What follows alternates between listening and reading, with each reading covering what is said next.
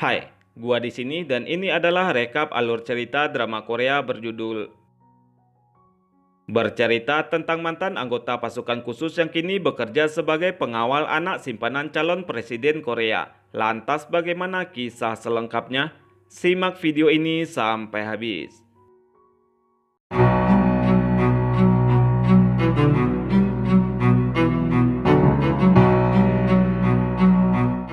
Cerita dimulai dengan anak kecil melihat ibunya tewas dalam sebuah insiden. Tidak lama setelah itu, Ana dikirim ke luar negeri, seolah dia diasingkan dari peradaban dunia. Waktu berlalu dan Ana pun telah tumbuh dewasa. Dia melarikan diri dari sekolah asrama yang selama ini dia tinggali. Di dalam pelariannya, Ana bertemu dengan Kim Jae-ha. Ana pun meminta Jae-ha untuk menolongnya, karena dia tahu Jae-ha adalah orang Korea. Akan tetapi Jae-ha yang juga sedang dalam pelarian tidak bisa membantu Ana. Akibatnya Ana kembali ditangkap dan dibawa lagi ke sekolah asrama. Namun anehnya orang yang membawa Ana adalah sejumlah polisi yang memiliki wewenang di sana. Singkat cerita, 6 bulan pun berlalu. Jae-ha telah kembali ke Korea dan bekerja di sebuah perusahaan iklan sebagai pekerja lapangan. Suatu malam, Jae-ha mendapat telepon dari bosnya untuk memperbaiki banner di sebuah gedung. Namun ternyata gedung itu adalah milik kandidat presiden bernama Jang Se-jeon. Saat itu Se-jeon tampaknya sedang dijebak oleh lawan politiknya, yang mana mereka sengaja mengirim perempuan untuk menggoda Se-jeon. Bahkan setelah itu sekelompok orang muncul untuk menculik Se-jeon. Jae-ha yang melihat kejadian itu maju untuk melawan. Alasannya karena ingin menolong seorang wanita tua petugas kebersihan yang kebetulan terjebak di sana.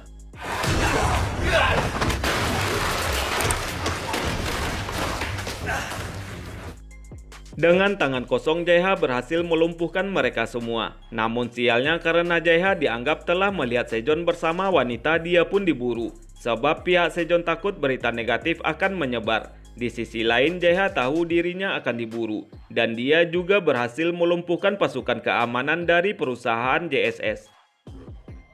Sementara itu, Se-jeon adalah suami dari Choi Yo-jin. Dan Yo-jin adalah anak keluarga kaya dan berpengaruh di Korea. Meski hubungannya dengan sang suami tidak baik, tetapi dia mendukung Se-jeon menjadi presiden. Dan selama ini mereka juga pura-pura mesra agar dianggap pasangan paling berbahagia. Di tempat lain, salah satu anak buah Se-jeon menyadari kalau Jae-ha bukanlah orang sembarangan. Dia adalah prajurit khusus yang dulu pernah dia latih. Bisa dibilang Jae-ha adalah prajurit yang berbahaya. Sementara itu, Yo-jin memiliki kesepakatan dengan Se-jeon. Bahkan orang yang mengungsikan Ana adalah Yo-jin.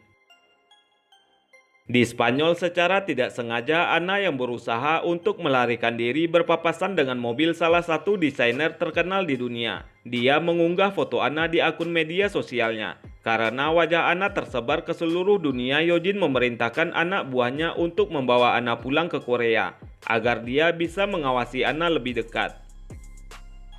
Sejak dulu Ana memang diawasi oleh Yo-jin sebagai jaminan agar suaminya Se-jeon mau menuruti keinginannya. Salah satunya adalah Yo-jin ingin Se-jeon menjadi presiden Korea. Ana adalah anak Se-jeon dan juga Hye-ran, dan Ana lahir ketika Se-jeon telah menikah dengan Yo-jin. Kini Ana telah kembali ke Korea dan dia berada di rumah Yo-jin. Di tempat lain, keberadaan Jae-ha akhirnya diketahui dan kediamannya juga diserang oleh orang suruhan. Namun Jae-ha tidak bisa dikalahkan dengan mudah. Dia bahkan balik menyerang orang tersebut. Bahkan setelah itu Jae-ha juga berhasil menerobos masuk ke rumah Yo-jin dan ingin memperingatkan Yo-jin agar tidak mengganggu dirinya. Yo-jin sendiri tampak tenang menghadapi Jae-ha. Dia bahkan juga memprovokasi Jae-ha dan juga bersiap untuk menyingkirkannya. Namun dengan kelihayannya Jae-ha berhasil lolos. Dia juga bisa memojokkan Yo-jin dan menodongkan pistol ke kepalanya. Namun sesaat kemudian Ana muncul dan meminta Jae-ha langsung menembak Yo-jin. Jae-ha sendiri kaget melihat Ana dan kemudian ingat kalau Ana adalah gadis yang ditemuinya dulu di Spanyol. Tidak lama kemudian Jae-ha dikepung oleh para pengawal Yo-jin. Tapi Jae-ha meminta mereka menyediakan mobil untuk keluar dari sana. Tidak hanya itu, Jae-ha juga telah merekam suara Yo-jin yang mengancamnya. Dan kalau terjadi apa-apa kepada dirinya, maka rekaman itu akan dikirim ke rumah kepresidenan. Yo-jin yang tidak bisa apa-apa pasrah untuk mengikuti permintaan dari Jae-ha. Akan tetapi celakanya dalam perjalanan ada pengendara motor yang mengejar mereka. Ternyata mereka meretas sistem mobil yang dikendarai Yojin dan juga JH. Akibatnya mobil itu tidak bisa direm ataupun pintunya tidak bisa dibuka. Di saat yang sama anak buah Yojin juga mengejar mereka. Namun belum menyadari ada keanehan pada mobil Yojin. Setelah itu JH pun mengambil alih kemudi dan berusaha menghindari pengendara motor sebab dia sadar mereka mengendalikan mobil dari jarak dekat sehingga mereka harus menjauh. Aksi kejar-kejaran di jalan pun terjadi. Bahkan mobil yang dikendarai JH terguling dan terbakar. Untungnya JH berhasil mengeluarkan Yojin dari kebakaran.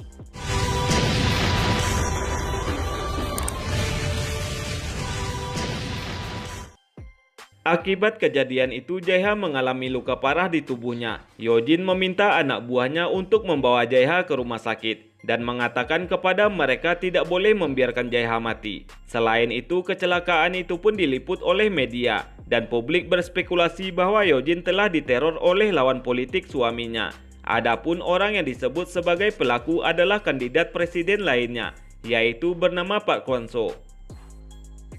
Setelah sadar, kepala tim JSS membujuk JH masuk ke timnya. Akan tetapi JH menolak karena dia tidak mau lagi tunduk kepada siapapun. Alasan lain mengapa JH menolak tawaran itu adalah karena dia tidak ingin lagi percaya kepada siapapun. Sebab dia telah dikhianati oleh negaranya sendiri ketika dia dituduh sebagai pelaku pembunuhan di medan perang. Namun beberapa saat kemudian JH terkejut ketika dia melihat Park Kwon-soo ada di rumah sakit. Saat itu Park Kwon-soo datang ke sana untuk menjenguk Yojin yang sedang dirawat. Park Kwon-soo adalah kandidat presiden Korea. Hal itu membuat JH kaget karena Park Kwon-soo yang dia ingat adalah sosok yang dia temui di Irak. Saat itu Park Kwon-soo telah membunuh kekasih JH yang bernama Rania. Singkat cerita, setelah keluar dari rumah sakit, JH pun mencari keberadaan Park Kwon-soo untuk balas dendam. Namun aksinya itu gagal dan JH hampir saja ditangkap oleh pengawal Park Kwon-soo. Untungnya Yojin berhasil membantu pelarian JH. Lalu Yojin kembali membujuk JH untuk menjadi salah satu pegawai JSS, perusahaan keamanan milik Yojin. Setelah berpikir ulang, JH memutuskan untuk bergabung dengan JSS. Adapun kehadiran JH di sana mendapat sambutan tidak baik dari rekan-rekannya. Hal itu karena mereka masih sakit hati, sebab beberapa waktu lalu mereka kalah dari JH yang bertarung seorang diri. Selain itu, JH ditugaskan untuk menjaga Anna, yang sudah dipindahkan ke rumah persembunyian. Sementara itu di rumah persembunyian, Anna tidak pernah keluar di siang hari. Dia hanya akan keluar pada malam hari, dan itu pun hanya untuk makan. Anna sendiri masih berharap ayahnya Sejong akan datang menemuinya. Selama ini dia percaya ayahnya itu tidak datang karena diancam oleh Yojin. Pada suatu ketika, bibi dari Choi Yojin bernama Choi Sonja meninggal dunia. Saat itu Yojin berencana datang bersama suaminya ke acara pemakaman. Yojin sendiri datang bersama anggota JSS termasuk JH. Namun tidak hanya sebagai acara pemakaman, tetapi keluarga Yojin yang lain mulai memperebutkan warisan dari Choi Sonja. Kemudian mereka berkumpul di suatu ruangan yang kedap suara. Tidak hanya itu, sinyal ponsel pun tidak ada. Karena hal itu seluruh anggota keamanan JSS tidak bisa melindungi Yojin. Ternyata para keluarga meminta Yojin untuk membagi warisan Sonja yang didonasikan pada perusahaan milik Yojin. Untungnya saat Yojin terpojok, JH menyadarinya. Dengan nekat JH menerobos keamanan di tempat pertemuan itu. Bahkan JH membuat kepanikan dengan menyalakan alarm kebakaran. Setelah itu JH langsung membawa Yojin keluar dari ruangan itu. Saat itulah Yojin sadar kalau JH bukanlah tipe orang yang bisa dia kontrol. Merasa kagum dengan keahlian JH, Yojin pun memanggilnya ke Cloud9, yaitu sebuah ruangan database rahasia milik Yojin. Di sanalah Yojin menyimpan semua informasi tentang apa saja. Tampaknya Yojin mulai percaya kepada JH. Itulah mengapa dia mulai memperlihatkan ruangan itu. Selain itu, tujuan Yojin memanggil JH adalah karena dia ingin tahu apa yang terjadi kepada JH di masa lalu, sehingga membuat JH hidup dalam pelarian. Ketika di sana, JH pun menceritakan tentang kekasihnya yang bernama Rania dari suku Kumar. Saat itu Rania dibunuh oleh Pak Konso. Namun saat itu pula JH dituduh sebagai pelaku pembunuhan warga sipil di Irak. Bahkan dia dikejar oleh Blackstone, organisasi yang dulu mempekerjakannya sebagai tentara bayaran. Namun tidak lama setelah itu JH mendapat kabar kalau Anna telah meninggalkan rumah persembunyian. Karena hal itu seluruh anggota keamanan JSS diminta untuk menemukan Anna. Sedangkan Anna sendiri pergi untuk mencari tahu siapa sebenarnya yang telah membunuh ibunya. Dan dia mencari orang-orang yang dulu pernah bekerja dengan ibunya. Selama ini Anna percaya Eugene lah yang telah membunuh ibunya. Namun dia butuh bukti yang lebih kuat untuk menjatuhkan Eugene. Anna yang menggunakan kartu kredit pengawalnya akhirnya dapat dilacak oleh anggota JSS. Ternyata dia muncul di sebuah gereja, tempat di mana Eugene dan Sejong menghadiri acara. Saat itu Anna muncul di antara para biarawati yang sedang melakukan paduan suara. Sejong dan Eugene yang melihat hal itu pun merasa sangat cemas. Namun mereka tidak bisa melakukan apa-apa karena di depan umum. Yang Eugene takutkan adalah Anna akan membuat keributan dan mengakui siapa dirinya yang sebenarnya. Ketika selesai ikut paduan suara, Anna kembali berhasil untuk melarikan diri. Ternyata kini Anna berada di sebuah taman hiburan dan anggota JSS pun berhasil menemukannya. JH datang membawakan es krim untuk membujuk Anna. Namun tidak lama setelah memakan es krim itu, Anna pun malah jatuh pingsan. Ternyata Anna alergi pada stroberi yang ada pada es krim itu. Pada saat itu Anna sendiri sengaja memakan es krim itu karena yang dia tahu es krim itu adalah dari ayahnya. Anna menganggap ayahnya ingin dirinya meninggal. Setelah itu Anna pun langsung dilarikan ke rumah sakit. Karena hal itu JH merasa bersalah. Waktu itu JH hanya ingin membuat kesan kalau Sejong masih peduli kepada Anna. Selama di rumah sakit lagi-lagi Anna bermimpi tentang kematian ibunya. Yang mengejutkan dalam mimpi tersebut ada orang lain yang muncul di kamar ibunya. JH sendiri mendapat cerita lain tentang keluarga Anna. Bahwa ibu kandung Anna merupakan seorang artis yang bernama Herin yang menikah dengan sutradara Amerika. Pada keesokan harinya, Eugene mengunjungi Anna di rumah sakit. Dalam pertemuan tersebut, Eugene mengatakan bahwa Herin hanya memanfaatkan Anna untuk mengancam Sejong. Sedangkan Anna masih berharap ayahnya akan datang untuk menjenguknya. JH yang merasa kasihan berusaha menemui Sejong dan membujuknya untuk menemui Anna. Kemudian scene berganti. Selang beberapa waktu, keberadaan Anna di Korea akhirnya membuat geger. Hal itu karena sebelumnya foto Anna beredar di sosial media. Setelah seorang desainer mengunggahnya, Anna sendiri dijuluki bidadari Barcelona karena proporsi tubuh dan wajah cantiknya. Hal itu semakin membuat Eugene sakit kepala.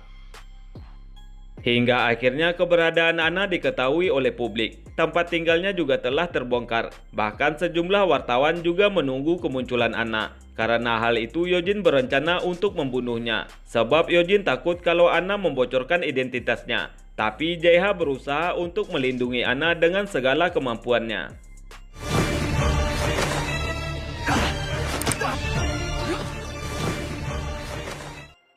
Semenjak kemunculannya ke publik, Anna pun mulai berubah. Bahkan kini dia mulai sarapan dan makan bersama pengawalnya. Sementara JH marah besar kepada Eugene. Karena Eugene berencana untuk menyingkirkan Anna. JH mencoba mengingatkan Eugene tentang alasan dia bergabung hanya untuk membunuh Pak Konso. Namun tanpa JH sadari, Eugene diam-diam telah menumbuhkan perasaan sayangnya kepada pria tersebut.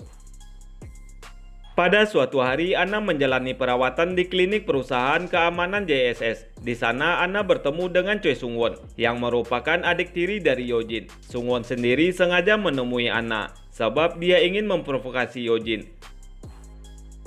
Kemudian ketika di lobi, Eugene tampak cemas, melihat keduanya muncul bersama. Sementara Anna sangat menikmati hal tersebut. Dia senang melihat Eugene merasa menderita. Di sisi lain, JH tampak cemas terhadap Anna. Dia takut jika Sung-won hanya mendekati Anna untuk dimanfaatkan sebagai senjata melawan Eugene.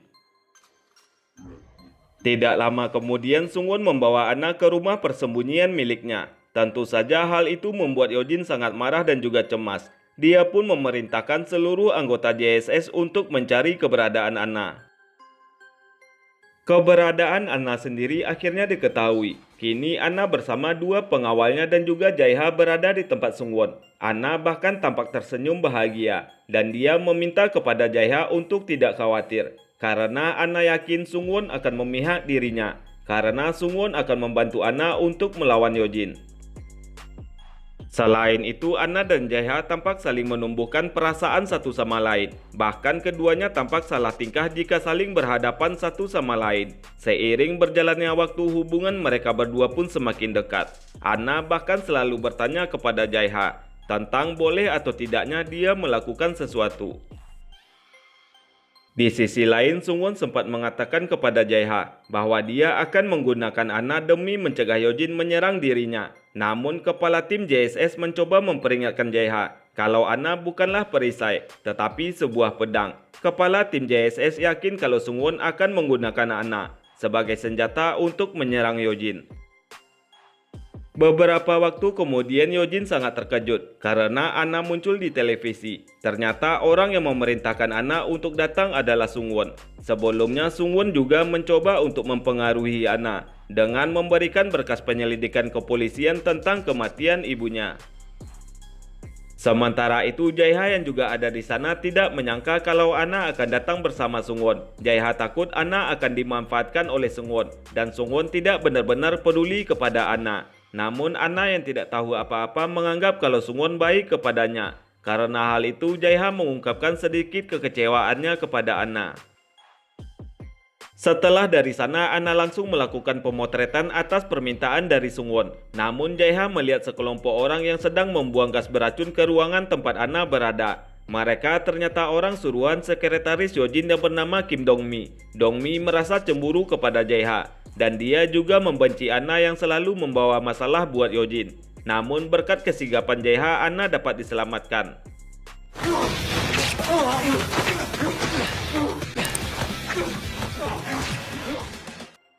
Sementara itu Yojin merasa kesal karena suaminya dijebak oleh lawan politiknya Park Kwon-soo. Sejong sendiri saat ini masih berada di kejaksaan karena diinterogasi terkait sejumlah tuntutan. Yojin pun memerintahkan semua pasukan keamanan JSS termasuk Jaiha untuk menangkap Park Kwon-soo. Namun Jaiha yang marah mengajukan satu syarat. Jika dia berhasil membawa kepala Park Kwon-soo, maka Yojin harus memberikan kepala Dongmi kepadanya.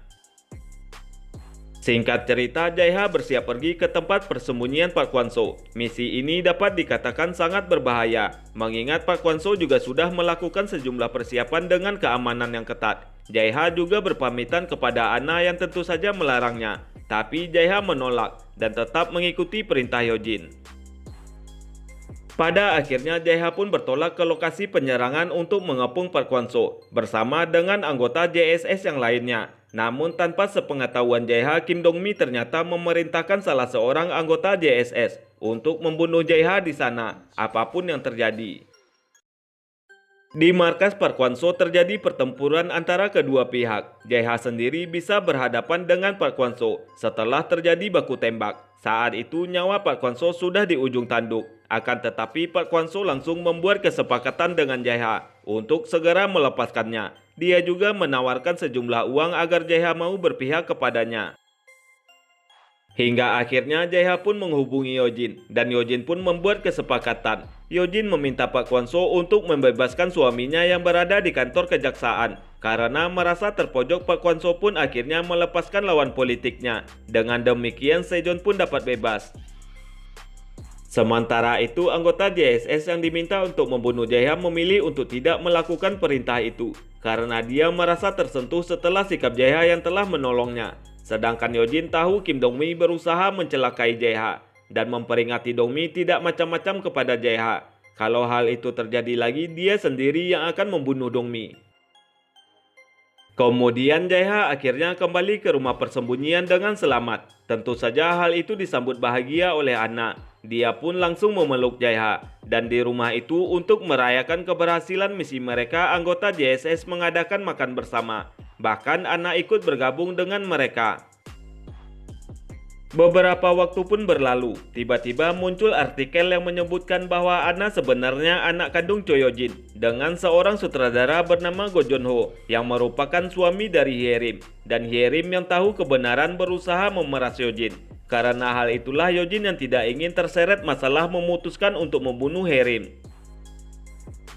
Tentu saja sumber untuk artikel itu adalah Sungwon. Hal itu dia lakukan karena ingin menjatuhkan Yeo-jin, tetapi juga berusaha melindungi Jang Se-jeon, ayah kandung Anna yang mencalonkan diri sebagai kandidat presiden. Media pun langsung menyoroti masalah ini, bahkan mendesak Yeo-jin untuk melakukan pemeriksaan. Di saat seperti itu, Yeo-jin pura-pura pingsan dan dirawat. Melihat situasi ini, Jae-ha memutuskan untuk menemui Yeo-jin di rumah sakit. Dia pun menanyakan apa Yeo-jin benar-benar membunuh Hye-rim. Ketika itu, Yeo-jin pun jujur kepada Jae-ha dan mengatakan yang sebenarnya. Namun kemudian Jae-ha sadar Anna akan tetap mencurigai Yeo-jin. Dan dia pun bingung apakah dirinya akan membiarkan Anna atau menghentikannya.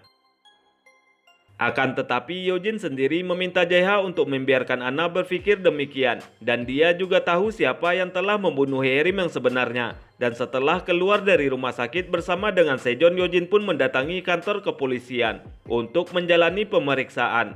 Namun yang mengejutkan, di depan awak media Yeo-jin buka suara dan mengatakan bahwa Anna adalah anak kandung suaminya dengan Hye-rim. Pernyataan dari Yeo-jin tersebut tidak hanya membuat media terkejut, tetapi Yeo-jin juga berhasil mendapatkan simpati publik. Sebelum menghadiri konferensi pers, Se-jeon juga ditemui oleh Sungwon. Dari Se-jeon, Sungwon mengetahui kalau tahanan yang telah mengaku sebagai saksi pembunuhan adalah orang sewaan Yeo-jin, dan mereka telah masuk ke dalam jebakan dari Yeo-jin. Dalam konferensi pers, Se-jeon mengakui kalau Anna adalah putrinya dengan mendiang Hye-rim. Meskipun begitu, dia sedikit memutarbalikkan fakta dan menyalahkan semuanya kepada Hye-rim. Anna sendiri merasa sangat kecewa kepada ayahnya karena dia tahu ayahnya melakukan hal itu demi menyelamatkan karir politiknya. Scene berganti. Pada keesokan paginya, Anna mengunjungi makam ibunya. Tidak lama kemudian, Yeo-jin datang menghampiri Anna yang sedang menangis. Yeo-jin juga mengetahui kalau Anna tidak tahu banyak tentang Jae-ha, sehingga dengan hal itu Yeo-jin pun berusaha untuk memanipulasi perasaan Anna kepada Jae-ha. Sementara itu, Jae-ha sendiri lebih sibuk mencari informasi terkait insiden kematian Rania yang dilakukan oleh Park Kwon-soo. Lewat cermin yang ada di Cloud9, Jae-ha berusaha untuk mengumpulkan semua informasi. Jae-ha sendiri sudah diberi akses oleh Yeo-jin untuk menggunakan cermin. Hal itu dilakukannya untuk bisa menyingkirkan Park Kwon-soo. Setelah berhasil mengumpulkan semua informasi, Jae-ha pun menemukan seseorang yang masih memegang bukti, yaitu anak presiden bernama Kim Suk-han. Jae-ha kemudian mengintainya. Yeo-jin yang tahu Jae-ha sudah bergerak meminta para anggota JSS yang lain untuk membantunya. Setelah mengidentifikasi bukti yang dibawa, Kim Jae-ha pun berusaha untuk mengajar Kim Suk-han. Jae-ha ingin memberikan bukti itu kepada Jang Se-jeon. Hal itu dilakukannya agar Jang Se-jeon terbebas dari Yeo-jin. Caranya adalah Jang Se-jeon dapat menyingkirkan Park Kwon-soo dari calon kandidat presiden. Namun ternyata tidak cuma Kim Jae-ha yang mengajar Kim Suk-han, melainkan juga orang-orang suruhan dari Park Kwon-soo. Tentu saja dia tidak mau bukti tersebut jatuh ke tangan lawannya, dan terjadilah perkelahian antara Jae-ha dengan anak buah Park Kwon-soo yang merupakan seorang polisi. Kemudian Jae-ha yang berusaha kabur setelah mendapat bukti itu terkena tembakan di tubuhnya. Beruntungnya saat itu dia langsung diselamatkan oleh kepala tim JSS dan dibawa ke Cloud9 karena dia tidak bisa dirawat di rumah sakit. Selama beberapa saat Jae-ha belum juga sadar. Bahkan Anna memohon kepada Yeo-jin agar bisa masuk untuk menjenguk Jae-ha. Di sisi lain, Yeo-jin meminta Anna untuk meninggalkan Korea. Yeo-jin bahkan mengancam Anna jika dia tidak mau pergi ke luar negeri. Anna pun setuju dengan permintaan Yeo-jin, asalkan Yeo-jin mau berjanji untuk menyelamatkan Kim Jae-ha. Yeo-jin pun bersumpah untuk menyelamatkan Jae-ha apapun yang terjadi. Ketika sadar, Jae-ha menolak untuk mengatakan di mana bukti USB itu berada. Jae-ha juga mengatakan dia tidak akan memberikan bukti USB itu kepada Yeo-jin karena Yeo-jin tidak akan bisa untuk mengungkapnya. Sebab orang yang paling terlibat dalam kasus korupsi itu adalah Sungwon. Jika Sungwon hancur maka grup JB juga akan hancur dan Yojin tidak bisa dengan hal itu. Namun tidak berselang lama Sungwon menerobos masuk ke dalam gedung JSS dengan bantuan dari pimpinan yang telah berkhianat. Tujuan dari Sungwon adalah untuk menguasai Cloud9 dan saat itu Yojin berada di Cloud9 bersama dengan Jaeha. Sungwon sendiri membawa bom untuk mengancam Yojin menyerahkan Cloud9. Saat itu Yojin juga menerima telepon dari Park Hwan-seo. Ternyata Park Hwan-seo menginginkan USB itu. Jaeha yang juga ada di sana mengatakan kalau USB itu ada padanya. Dia berpura-pura untuk berpihak kepada Park Hwan-seo. Yojin sendiri berusaha untuk mengikuti skenario yang disusun oleh Jaeha. Dan dia juga tidak tahu apa yang sebenarnya direncanakan oleh Jaeha. Akhirnya Jaeha keluar dari Cloud9 dengan alasan akan menemui Park Hwan-seo. Setelah di luar, Jaeha lalu mengambil USB yang dia sembunyikan. Jaeha kemudian bertemu dengan Sejong dan memberikan USB itu. Dia juga mengungkapkan kepada Sejong bahwa Yojin sedang diancam oleh Sungwon. Tapi saat itu Jaeha mendapat kabar bahwa Anna diculik oleh Park Hwan-seo. Dengan perasaan marah, Jaeha langsung pergi ke tempat persembunyian Park Hwan-seo untuk menyelamatkan Anna. Setibanya di sana, Jaeha justru dikepung oleh sejumlah anak buah Park Hwan-seo. Keadaan Jaeha sendiri saat itu sangat terdesak, sebab dia hanya sendirian. Namun Jaeha berhasil melumpuhkan mereka semua. Melalui sekretaris Park Hwan-seo, Jaeha tahu bom yang ada bersama Sungwon tidak bisa dihentikan. Sementara itu, Anna ternyata dibawa ke gedung JSS dan sedang dibawa ke Cloud9. Tampaknya Anna juga akan dijadikan sebagai sandera. Hal itu dimaksudkan agar Yojin mau menuruti keinginan dari Park Hwan-seo. Tapi beruntungnya anggota JSS yang ada di sana berhasil menyelamatkan Anna. Di lobi terjadi perseteruan antara anak buah Yojin dengan Sungwon. Melalui sekretarisnya, Yojin mendapat kabar bahwa gedung JSS sudah diamankan. Sehingga Yojin meminta Sungwon untuk meninggalkan Cloud9 jika dia ingin selamat. Anna sendiri ternyata masih di gedung karena bersembunyi setelah melarikan diri dari anak buah Sungwon. Yojin sendiri merasa sangat terkejut ketika tahu Anna berada di dalam gedung dan meminta semua anggotanya untuk menyelamatkan Anna. Sementara itu di sisi lain Jang Sejong juga menyusul Yojin karena dia ingin melindungi bukti USB dan juga Yojin. Dan juga tidak lama Jaeha datang dengan penuh luka dan langsung mencari Anna. Setelah berhasil ditemukan, Anna langsung dibawa ke Cloud9. Namun dia malah dijadikan sandera oleh Sungwon yang menginginkan USB. Melihat keadaan semakin sulit, Yojin mematikan akses lift. Karena hal itu, Sungwon yang kesal langsung menembak Yojin. Sejong yang juga terancam memberikan USB itu kepada Sungwon. Kemudian Sungwon yang telah yakin kalau bom tidak bisa dimatikan setelah kedatangan Jaeha langsung menggunakan Anna dan meminta Jaeha untuk menunjukkan jalan keluar, dan dia pun berhasil keluar sendirian. Waktu hingga bom meledak tinggal sedikit lagi. Sejong memutuskan untuk mengirim Anna, Jaeha dan juga Kim Dong-mi untuk pergi dari sana karena dia ingin tinggal berdua dengan Yojin dan harus mengurangi dampak dari bom tersebut. Sejong lantas membawa bom ke ruangan kedap suara dan langsung menutupnya. Dia dan Yojin sudah pasrah dengan apa yang akan menimpa mereka. Hingga tidak lama kemudian bom pun meledak, menghancurkan Cloud9 dan juga menewaskan mereka. Sementara Anna, Jaeha dan Kim Dong-mi berhasil selamat. Cerita dari drama ini pun berakhir dengan Jaeha yang berhasil membunuh Park Hwan-seo berkat bantuan sekretarisnya, dan Kim Dong-mi berhasil melenyapkan Sungwon karena dendam pribadinya. Anna sendiri mewarisi seluruh kekayaan dari Yojin dan mengungkap isi USB yang berhasil diambil lagi oleh Jaeha. Kini mereka berdua pun selalu bersama atas nama cinta. 재아야. 응? 엄마의 명예를 잃어서